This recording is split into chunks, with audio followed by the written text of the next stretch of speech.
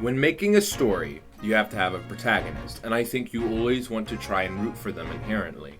In my own game Mysterious Mystery, in its upcoming second half, the main character, well, one of the two main characters, is Just in Case. His name, as you can imagine, is a pun similar to that you might find in Ace Attorney.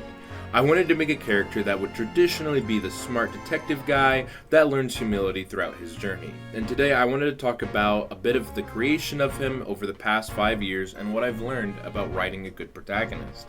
So funny enough, Justin didn't actually even start as a main character. He was originally just going to be the first party member you collect in a different game I was making at the time, called Terra. His personality was fairly one-dimensional. He was a know-it-all and wanted everyone to know that. He was full of himself, and no matter what was happening, he was going to make sure he was the one that figured it out. We can see this kind of early version in action in one of his few social links that I wrote, which, believe it or not, was actually originally voiced by Sora the Troll, a big YouTuber. Please, someone like me? I have to do this to keep you up and everyone else up to my standards. As your mentor, you shall not question what I do or say. I have a reason for everything, and everything I do has a reason. That was just to see if people would like the voice acting in this game, and it went somewhere later. You can tell Sora didn't know what to do, and granted, I didn't give him any direction in this scene. Even back then, I think the point of his character was to be a mentor, just one that was, kind of in his own head and wanted to eventually be brought back down to reality, and when things would get real, he would drop the act, just very rarely. His other gimmick was interacting with Dakota a lot, who was the dumb character. That was his thing too. Justin would constantly get mad at Dakota for all of his schemes and plans. But while these two didn't have much personality on their own, I did think they stood out at the time as being very clear in what their characters were supposed to be, and not too long later I decided to make Mysterious Mystery the prototype. It was going to be a small side game that I knew I could finish while people waited for Terra. This was the first time Justin had voice acting, true voice acting, and he was still played to this day by the wonderful Sayak, who's come a long way as well. But let me give it to you nicely. You're wrong. Simple as that. You can tell he kind of sounds a bit younger here for sure, and one criticism I used to hear about Justin's character was the fact that with his voice, he sounded a little too whiny to be taken seriously. But of course, over time, and with age, Sayak has adjusted it and bring it to a great mix of serious and a little bit of silliness. The prototype and demo were written in a way where Justin and Dakota already knew each other. That way I wouldn't have to explain who each of them were and how they met. Rather, we can just pick up on a new case that they have to solve, rather than needing to spend extra time explaining how they even got to being with each other. Justin's thing in the beginning was that he was the one who would do the logic battles, or for my Ace Attorney fans, you might know these as cross-examinations. So most of his dialogue was him saying, "Actually, you're very wrong here. Let me explain why."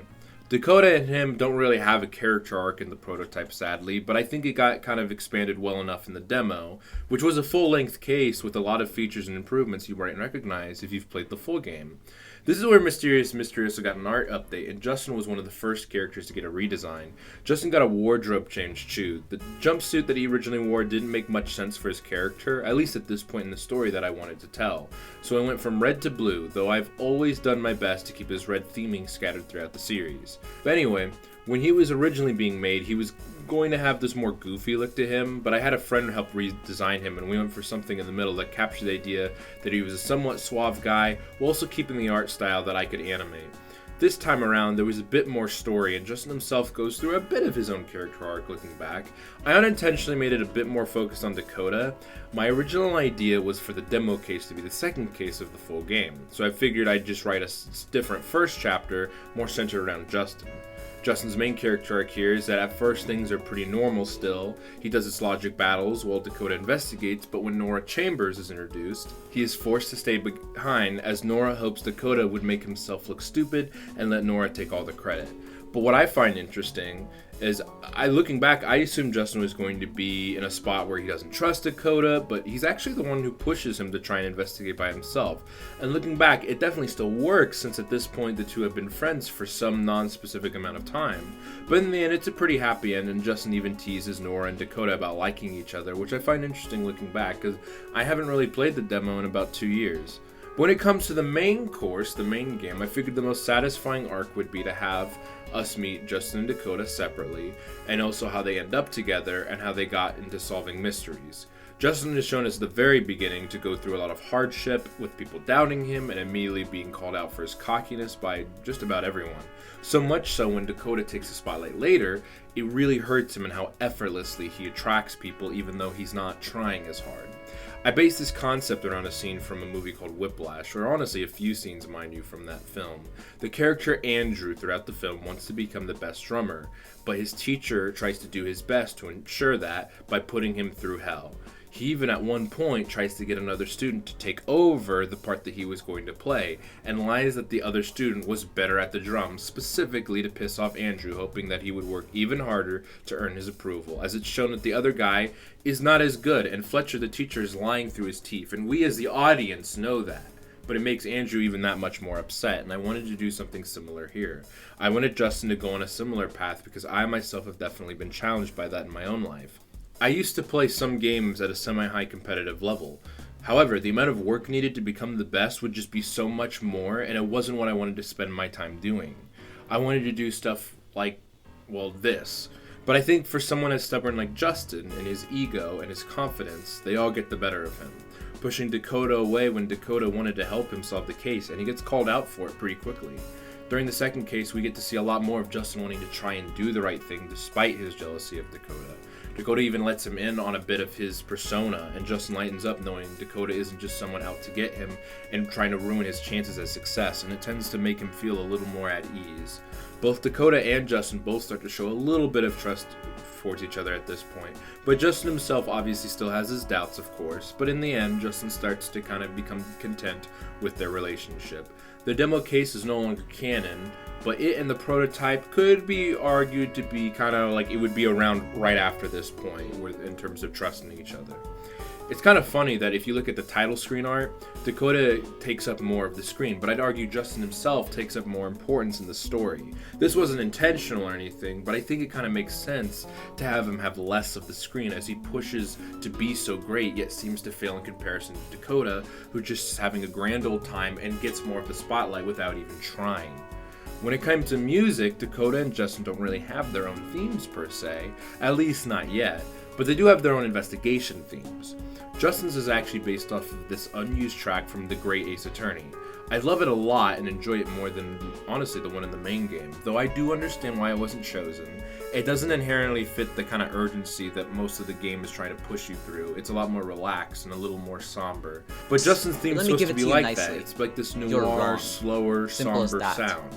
Originally, the track even had a real-life trombone, all played and composed by the beautiful Mad Duck, but I asked him to change it to be a different instrument, as it was kind of hard to level and mix the sound properly with all the voice actors, as the trombone was just a bit too loud, though it's still a very beautiful piece, and he did a wonderful job. I think it says a lot about Justin as a character, where the song itself isn't inherently sad nor happy, but it's somewhere in between, and there's this longing, I think, similar to Justin for something more, something good to finally happen, and he keeps trucking to see if it will, and may or may not end up with situations that worsens it. In terms of future plans, without spoiling anything, I hope to make him a bit less cynical. I had to do a few rewrites during the first episode and add a few bits of scenes to make him more human, as some people mentioned he didn't have many likable traits. Even with the idea that he would improve later, it was going to be hard to root for him in the beginning, so I tried to add some lines to help show at the very least why he thinks the way he does. His confidence keeps getting challenged, and I think it will continue to do so, but in a way where I think by the end he learns there's a good mix of confidence and humbleness you need to have when expressing yourself, as well as also what it means to have a family. Often throughout the first half, he's very scared to form relationships with those around him, seeing as he figures they will all eventually hurt him, or even near the end where we see he trusts Dakota more, he's still very cautious about the idea of seeing him or anyone else as his friend. And I think episode 2 will challenge this further, and who knows, maybe he will get called out for this kind of behavior even more so. There's a lot more I wish to do with him, and I think he's going to probably end up taking a more center stage during episode 2 than Dakota, as Dakota's arc isn't as serious, though I'm not too worried. Looking back, both characters, in my opinion, had a pretty equal amount of screen time, or at least it feels like that, so I'm not too worried about one overtaking the other. Overall, I'd say for my first true protagonist, or first of two, I guess, he's very special to me, and I think at this point, I honestly really enjoy writing him the most. From those who have played, I always hear Dakota was their favorite, and yeah, I understand that. He's silly and goofy, but I think Justin struck a nerve with certain other people, because on my Mysterious Mystery polls, he's actually considered the most popular, or at least the most likable character. So I hope as I start to work on episode 2, I don't disappoint those people and just my audience in general. And if you've seen this after playing it, let me know how well I did. I hope you enjoyed this video. It may be something I do more in the future if you like hearing me talk about design and behind the scenes stuff. That said, I'll see you next time, and do me a favor, and as always, stay awesome. Bye.